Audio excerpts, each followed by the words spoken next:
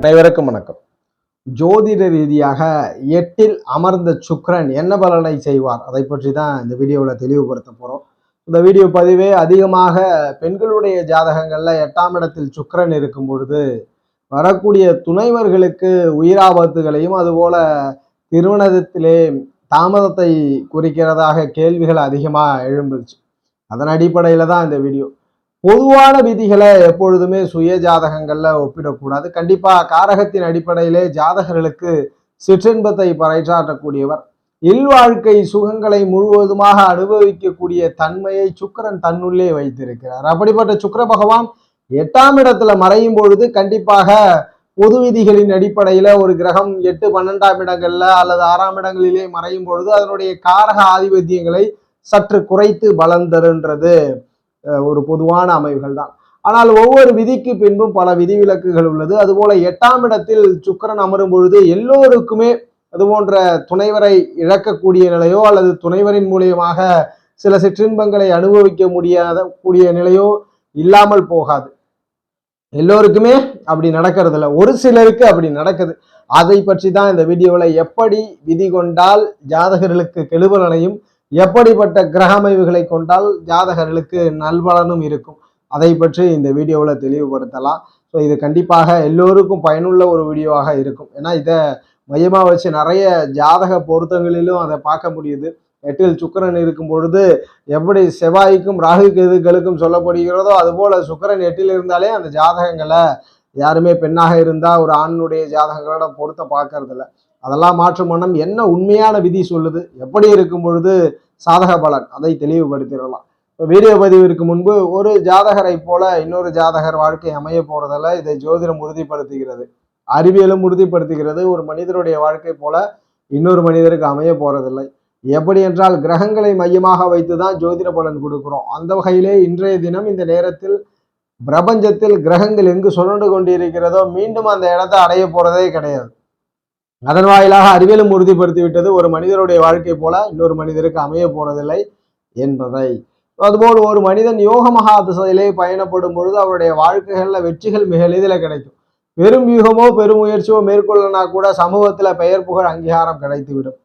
அவயோக மகா திசையிலே பயணப்படும் பொழுது பெரும் வியூகமும் பெரும் முயற்சிகளும் மேற்கொண்டாலும் கூட தோல்விகள் இருக்கும். அதுபோல ஓரிடத்தில் தங்கி நிற்கக்கூடிய சூழல் ஜாதகரை துன்புறுத்தக்கூடிய நிலைகள்லாம் இருக்கும். ஒவ்வொரு மனிதனும் ஆன்மாவை நித்தியம் செய்வதற்கு யோக மகா திசையிலே பயணப்படுபவர்கள் சக மனிதர்களிடம் ஏற்றத்தாழ்வு இல்லாத மனநிலைமையோட பழகணும். அவயோக மகா திசையிலே பயணப்படுபவர்கள் அமைதி பொறுமையுடன் செயல்படும் பொழுது ஆன்மாவை நித்தியம் செய்ய முடியும். வீடியோ பதிவுக்குள்ள வரலாம். 8ல் சுக்கிரன் ஒரு சென்சேஷனான விஷயம்.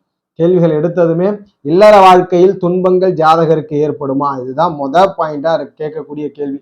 இல்லறம் எப்படி இருக்கும்ன்றது ஒரு விதி சொல்லப்படும் பொழுது அந்த விதியானது ஒரு ஜாதகர்களை வச்சு சொல்றது கிடையாது. ஒரு பொதுவாக ஆவரேஜ் கால்குலேஷன்ல ஒரு 100 ஜாதகங்களை எடுக்கும் பொழுது 100 8ல் சுக்கிரன் இருப்பவர்களுக்கு ஒரு 50% நல்ல பலன் இருந்தாலும் அந்த 50% கெடுபலனுக்காக நாம் ஒரு ஓரளா 8ல் சுக்கிரன் இருந்தா இல்லறத்தில் சில சிக்கல்கள் அப்படின்றத வரையறுக்கிறோம்.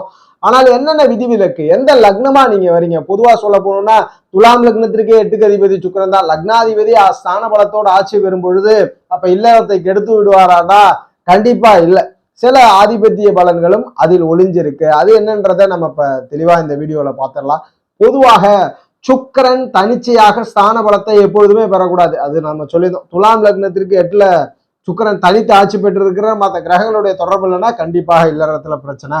பொதுவாக உங்களுடைய சுய ஜாதகங்கள்ல 8ல் இருக்கக்கூடிய சுக்கிரன் கிரக தொடர்புகள் இன்றி ஸ்தான பலத்தை பெறக்கூடாது. ஸ்தான பலம்னா நிறைய பேருக்கு புரியாம கூட இருக்கலாம். ஸ்தான பலம்ன்றது அவர் ஆட்சி உச்சம் பெறுவது மட்டும் ஸ்தான பலம் இல்லை. அவர் நீசம் பெற்றிருந்தாலும் நீசன் என்ற வீட்டதிபதியோட பரிவர்த்தனையில இருக்கிறார் அல்லது நீசன் என்ற வீட்டதிபதி நீசம் பெற்றிருக்கிறார்னா ஸ்தான பலத்தை பெற்றுவிட்டார்னு அர்த்தம்.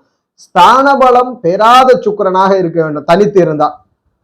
என்ன சொல்றது, காம்பினேஷன் இதுதான். உங்களுக்கு 8ல் அமர்ந்த சுக்கிரன் உங்களுடைய இல்வாழ்க்கை சுகங்களை சீர்கிடாமல், இல்வாழ்க்கையில என்னெல்லாம் சிற்றின்ப சுகங்கள் இருக்கோ அத்தனையும் அனுபவிக்கக்கூடிய பாக்கியத்தை கொடுக்கணும்னா எப்பொழுதுமே உங்களுடைய சுய ஜாதகத்துல அவர் தனித்து ஸ்தான பலம் பெறவே கூடாது. ஸ்தான பலத்திற்கு உதாரணம் சொல்லணும்னா நீங்க எந்த லக்னமா வேணாலும் இருங்க, லக்னத்திற்கு 8ல் சுக்கிரன் இருக்கிறார், மற்ற கிரகங்களுடைய தொடர்பு இல்லை, ஆனால் அங்கு அவர் உச்ச நிலையை பெற்று இருக்கிறார், அல்லது ஆட்சி பெற்ற நிலையிலே இருக்கிறார், அல்லது பரிவர்த்தனை பெற்ற நிலையிலே இருக்கிறார், திக்பலம் பெற்ற நிலையிலே இருக்கிறார், ஜாதகங்கள்ல அவர் வர்க்கோத்தமம் பெற்ற நிலையில இருக்கிறார், நட்பு நிலையிலே இருக்கிறார். இது போன்ற ஸ்தான பலத்தை அந்த வீட்டில் அவர் ஸ்தான பலத்தை பெற்றிருந்தால் கண்டிப்பாக கெடுபலனை செய்கிறார். ஆனால் அந்த ஸ்தான பலத்தை பெற்ற சுக்கிரனோடு தனித்து சொல்றோம், தனித்து ஸ்தான பலம் பெற்றா கண்டிப்பா கெடுதலை செய்கிறார். ஸ்தான பலம் பெறல, தனித்து இருக்கிறார், பகையில இருக்கிறார், நீசத்துல இருக்கிறார், பிரச்சனை இல்லை, கண்டிப்பா உங்களுக்கு சிற்றின்பத்தில் குடும்ப வாழ்க்கையின் சிற்றின்பத்தில் வெற்றி பெறுவீர்கள். ஆனால் ஸ்தான பலம் பெற்று தனித்து இருக்கிறார், கண்டிப்பாக பிரச்சனையை செய்து விடுகிறார். வாழ்க்கையில துணைவர்களை இழக்கக்கூடிய சூழ்நிலையை கொடுக்கிறார், அல்லது உங்கள் துணைவரால் உங்களை சிற்றின்பத்தை முழுவதுமாக பறைசாற்றக்கூடிய நிலையை கொடுக்கறது இல்லை. கண்டிப்பா சமூகத்துல சரியில்லாத ஒரு நிலைகள்ல தான், சிற்றின்பம் இல்லாத நிலைகளிலே உங்களுடைய வாழ்க்கை பயணத்தை நடத்த செய்கிறார். ஆனா நீங்க எந்த லக்னமா இருங்க, ஸ்தான பலத்தை பெற்றிருக்கிறார், அந்த சுக்கிரனை குரு ஏதேனும் ஒரு வகையில் பார்ப்பது மிகப்பெரிய நலபலனை கொடுக்கும். சனிபகவானுடைய தொடர்பு பெறுவது மிகப்பெரிய நலபலனை கொடுக்கும். செவ்வாயினுடைய தொடர்பு இங்கு சில காரக முரண்பாடுகளை கொடுத்து விடுகிறது. அந்த சிற்றின்பத்தை நேர்முகமாக இல்லாமல் மறைமுகமாக தேடக்கூடிய விலைகள், அதாவது சட்டத்திற்கு புறம்பாக சொல்லக்கூடிய சமூகத்திற்கு புறம்பாக சிற்றின்பங்களை தேடக்கூடிய சூழலை உருவாக்கிடும். இப்ப ஸ்தான பல பெற்ற சுக்கிரனாக உங்களுடைய ஜாதகத்தில் இருக்கிறார்னா 100% எந்த லக்னமா இருந்தாலும், லக்ன யோகராக இருந்தாலும் அவயோகராக இருந்தாலும், அந்த சுக்கிரனை குரு தொடர்பு பெற வேண்டும், புதன் தொடர்பு பெற வேண்டும், அதுபோல சனிபகவான் தொடர்பு பெற வேண்டும். ஏதேனும் தொடர்புன்றது இணைஞ்சிருக்கலாம், பார்வையில இருக்கலாம். சனிபகவானுடைய பார்வையான சிறப்பு பார்வையான 3/10 பார்வையினால் பார்க்கலாம், அல்லது சமசப்தம பார்வையால் பார்க்கலாம். புதன் 7ஆம் பார்வையாக பார்க்கலாம், அல்லது புதனோடு இணைவு பெற்ற நிலையிலே இருக்கலாம். குருபகவானுடைய சிறப்பு பார்வையான 5/9ஆம் பார்வையில பார்க்கலாம், அல்லது சமசப்தம பார்வையில பார்க்கலாம். இந்த காம்பினேஷன் இருக்கு. 8ஆம் இடத்துல ஸ்தான பலத்தோட இருக்கிறார், பிரச்சனையே இல்லை. நீங்கள் சிற்றின்பத்தில் எந்த விதமான தவறான செயல்களில் ஈடுபட போறதுல உங்களுடைய துணைவருடைய வாழ்க்கையும் நல்ல முறையில் இருக்கும். ஆனால் தனித்து ஸ்தான பலத்தை பெற்றால் முற்சொன்ன அமைகள் தான். சிற்றின்பம் சீர்கேடு அடையும், அல்லது துணைவர்கள் இல்லாத நிலை, அல்லது துணைவர்கள் உங்களுக்கு சிற்றின்பத்தை தர முடியாத நிலையை கொடுத்து விடுவார். இதுதான் 8ல் இருக்கக்கூடிய சுக்கிரனுடைய சூட்சமம்.